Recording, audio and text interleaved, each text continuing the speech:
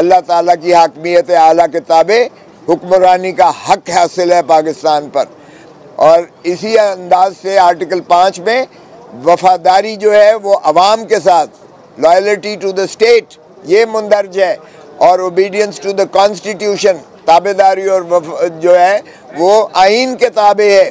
और ये inviolable obligation of every citizen of Pakistan, हर शहरी पर वाजिब है और लाजिम है कि वो वफादारी अवाम के साथ अपनी निभाए और आइन की ताबेदारी करे। वो अस्करी क़यादत हो, वो बाला तरीन अदलिया हो, वो सदर पाकिस्तान हो या हुकूमत हो, कोई भी हो, वो अवाम की वफादारी का पाबंद है आइनी तौर पर जो है। इसलिए मैंने सुप्रीम कोर्ट में भी अर्ज़ किया था कि हम जो है अवाम के पास 25 करोड़ अवाम के पास जो है हम अपना मुकदमा ले जाकर हम इंसाफ के मुतलाशी और हम मुल्तमस होंगे।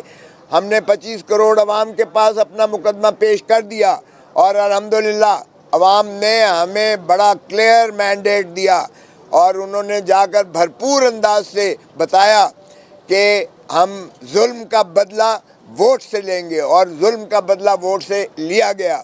उन्होंने वाज़ेह फैसला दिया कि इमरान खान के बग़ैर जो है पाकिस्तान की जमहूर नहीं चल सकती है, और इमरान खान पर जो तसलसल से उसको पाबंद सलासिल किया गया, उस पर झूठे मुकदमात दर्ज करके उसको सज़ाएँ की गई।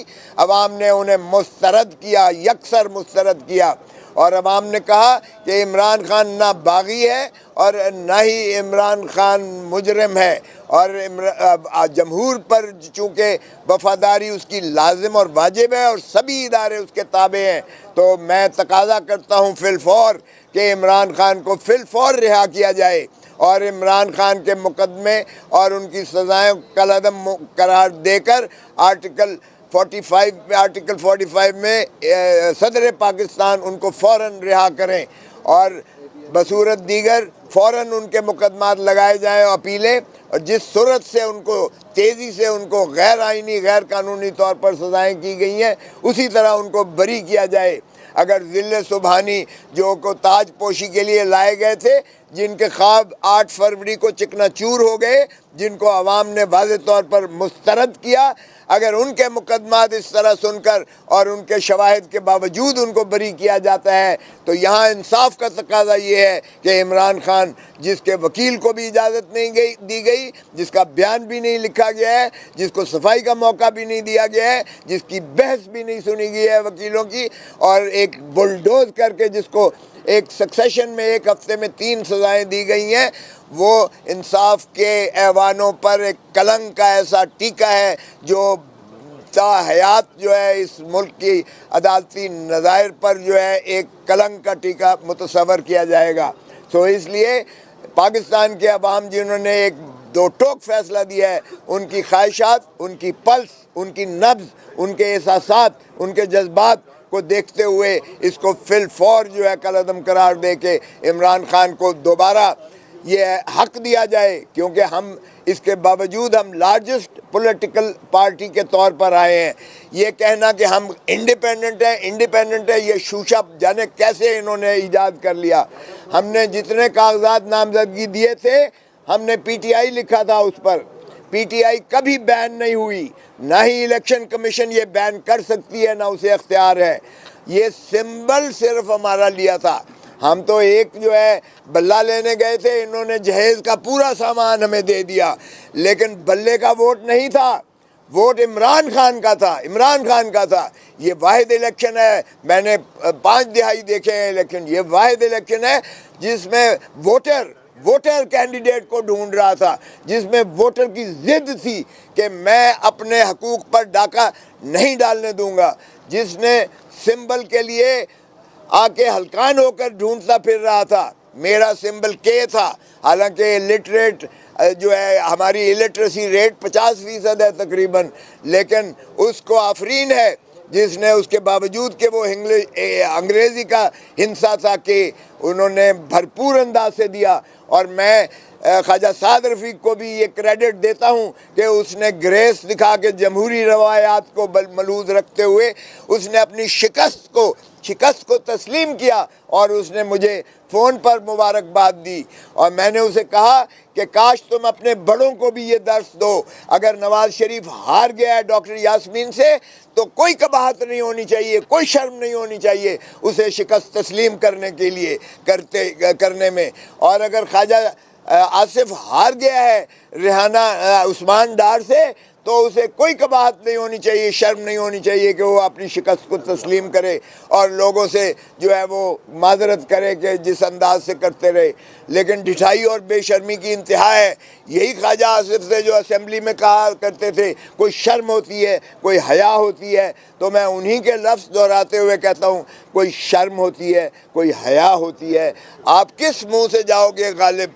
आप कैसे कहते हैं कि जी विक्ट्री स्पीच कर रहे हैं? ओ भाई, आपके अंधे, आपके सारे चैनल्स इस आलूदा इलेक्शन को भी, जिसको दुनिया सारी मजम्मत कर रही है कि जो इलेक्शन आर्टिकल जो फॉर्म 45 और फॉर्म 45 होता है जब इलेक्शन ख़त्म होने के बाद रिटर्निंग प्रिजाइडिंग ऑफिसर और पोलिंग ऑफिसर जब गिनती करता है और पोलिंग एजेंट्स के सामने और गिनती का काउंट वो उस फॉर्म पर अपने मोहर और दस्तखत से और तमाम पोलिंग एजेंट्स के दस्तखत से वो मौके पर जारी करता है। पोलिंग वहाँ तक तो ठीक है, इलेक्शन हमारे सारों के पास जो 60 हमारे चुराए गए हैं उनके भी हमारे पास फॉर्म मौजूद हैं। यानी फॉर्म 45 के मुताबिक हमारे 170 लोग जीत रहे हैं, 170 हमारे पीटीआई के जीत रहे हैं। ये इंडिपेंडेंट इसलिए नहीं है क्योंकि पाकिस्तान तहरीक इंसाफ बतौर आईनी एक जमात के, कानूनी जमात के एग्जिस्ट करती है और हम पीटीआई हैं। हमें इंडिपेंडेंट कहना ये गलत है, गैर आईनी है, गैर कानूनी है। तो इसलिए हमारे पीटीआई के अरकान का 170 थी और अगर हमें 230 में मखसूस नशिस्तें जिसमें ख़वातीन हैं और जिसमें हमारे अक़लीती भाई हैं या बहनें हैं वो शामिल करें तो हम 200 के फिगर क्रॉस करते हैं। इसलिए दुनिया की जमहूर में ऐसा ही होता है कि जो लार्जेस्ट पॉलिटिकल पार्टी होती है एमर्ज इलेक्शन में होती है उसको हक दिया जाता है हुकूमत बनाने का।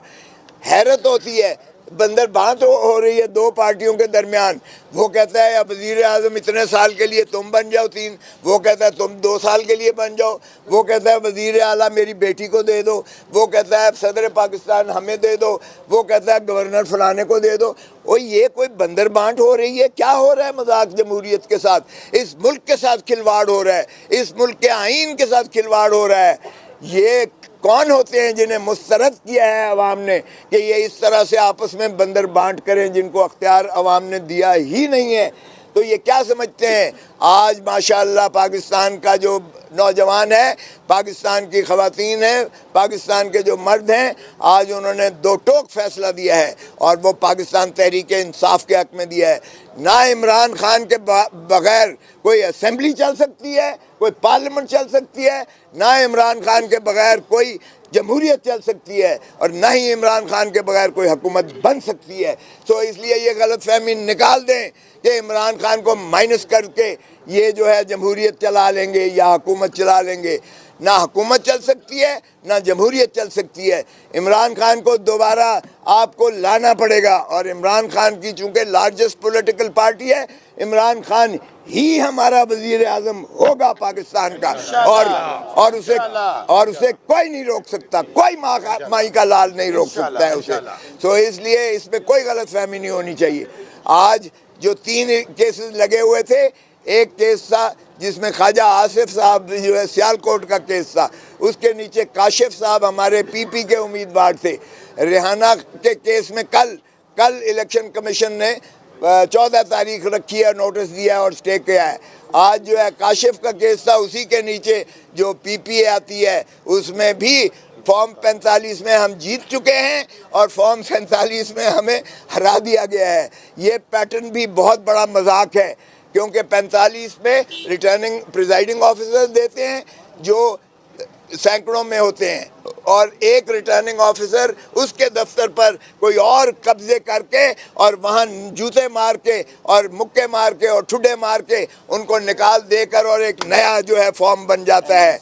इसलिए वो भी मुस्तरद है और ये इलेक्शन कमीशन का आईनी फरीज़ा है कि उसकी तस्हीह करें। इसलिए हमारा तकाजा है कि आर्टिकल 45 के जो मुंदरजात हैं उन्हीं की रिफ्लेक्शन आर्टिकल वो फॉर्म 47 में होनी चाहिए और उसके मुताबिक जो है नतीजा अनाउंस करें और यही आईनी और कानूनी तकाजा है। दूसरी हमारी सीट थी बहावल नगर की, जिसमें हमारे NA 163 बहावल नगर, उसमें यानी PTI नंबर 1 आ रही है शौकत बसरा साहब, नंबर 2 आ रही है PMLN और नंबर 3 जो है नंबर 3 माशाअल्लाह क्या कहूँ, वो एजाजुल हक साहब जो हैं उनको डिक्लेयर कर दिया जाता है इलेक्टेड। और उसमें भी यही पैटर्न हुआ है कि जिसके सबसे कम वोट है 40,000 वोटों से हारा है, जो 40,000 वोटों से हार रहा है, उसको फॉर्म 47 में जिता दिया गया है। आज दोनों की थी, हमारी थी शौकत बसरा साहब की और PMLN की भी थी साथ ही। तो क्या हम दोनों जो है फॉर्म 45 क्या हम गलत दे रहे हैं? मुख्तलिफ पार्टियां जो आपस में मुतहारिब हैं, हमारा एक ही जो है काउंट है टैली और वो जो है तीसरे को जगह, वो भी आज इलेक्शन कमीशन ने एडमिट कर दी है और उसमें भी मजीद कार्रवाई रोक दी है।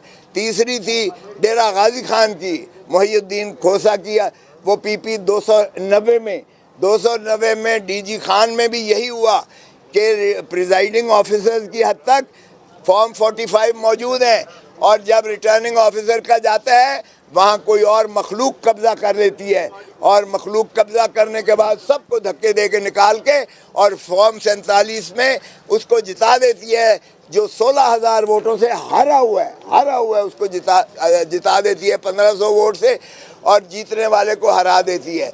वो भी आज बेंच नंबर 2 में लगा हुआ था और उन्होंने उसको भी एडमिट करके मजीद कार्रवाई रोक दी है। तो ये इस तरह से जो है आप किसी के पहले तो ये धन दौलत लूट कर ये बाहर फरार हुआ करते थे, ये जो है माशाअल्लाह जो ज़िले सुबहानी को ताज पोशी के लिए लाया गया था और मैं 100 दफ़ा कह चुका हूँ ये अनकरीब लंदन जाएगा वापस और वापस जाते हुए कहेगा मुझे क्यों बुलाया, ये अनकरीब आप देखेंगे।